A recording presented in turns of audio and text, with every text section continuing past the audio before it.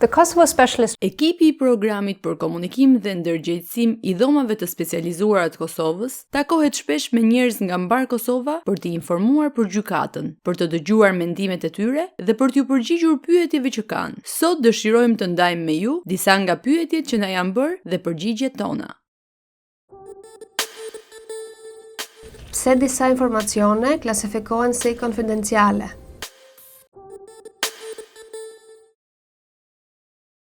Të gjitha proceset gjyqësore në dhomat e specializuara të Kosovës janë publike.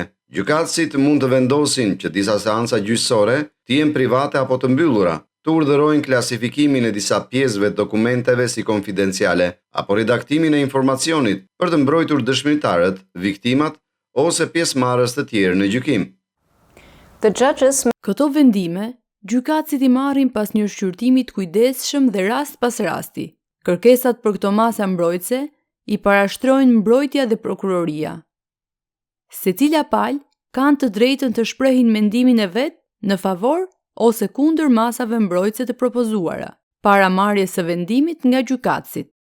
Gjykatësit rishikojnë rregullisht dokumentacionin e çështjeve gjyqësore dhe materialet konfidenciale I bëjnë të disponueshme për publikun deri kur nuk është më e nevojshme që ato të mbeten konfidenciale.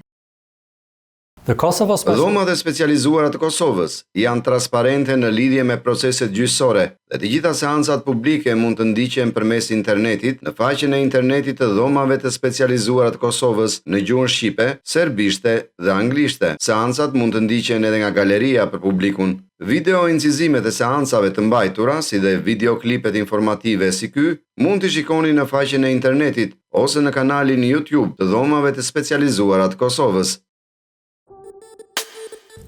Si e din gjykatësit që provat janë autentike?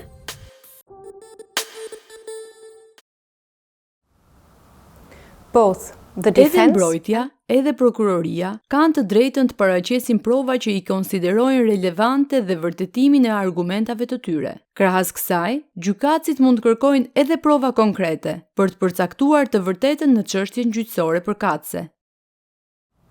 Gjykatësit shqyrtojnë të gjitha provat që u janë paraqitur dhe më pas vendosin se cilat prej tyre janë të pranueshme, autentike dhe relevante për çështjen. Gjithashtu, gjykatësit mund I kërkojnë palës që ka paraqitur provat të verifikojë autenticitetin e tyre. Për të marrë vendim lidhur me autenticitetin dhe pranueshmërinë e provave, gjykatësit duhet vërtetojnë çdo provë në kontekstin e çështjes gjyqësore në tërësi, në mënyrë që të zbulojnë çfarëdo kontradikte ose mospërputhje dhe të mund të përcaktojnë relevancën e secilës provë. Për të përcaktuar sa relevante dhe autentike është një provë, gjykatësit gjithashtu marrin parasysh mënyrën si është marrë prova dhe ndikimin që ajo mund të ketë në ecurinë dhe drejtësinë e procesit. Si e din gjykatësit që dëshmia e një dëshmitari është autentike dhe relevante?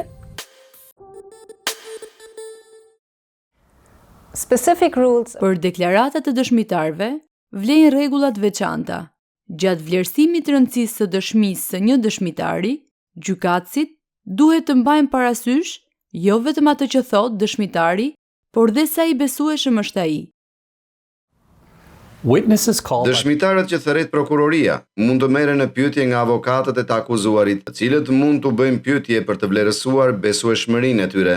Nëse deklarata e një dëshmitari paraqitet si provë vetëm në formë të shkruar, mbrojtja mund të kërkojë që ai dëshmitar të paraqitet në gjykatë për t'ju përgjigjur pyetjeve të mbrojtjes.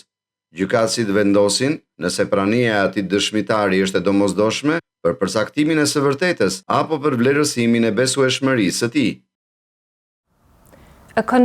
Një vendim fajësie nuk mund bazohet vetëm ose kryesisht në deklaratën e një dëshmitari, nëse mbrojtjes nuk I jepet mundësia të marrë në pyetje dëshmitarin, apo nëse identiteti I atij dëshmitari nuk I është bërë I ditur mbrojtjes.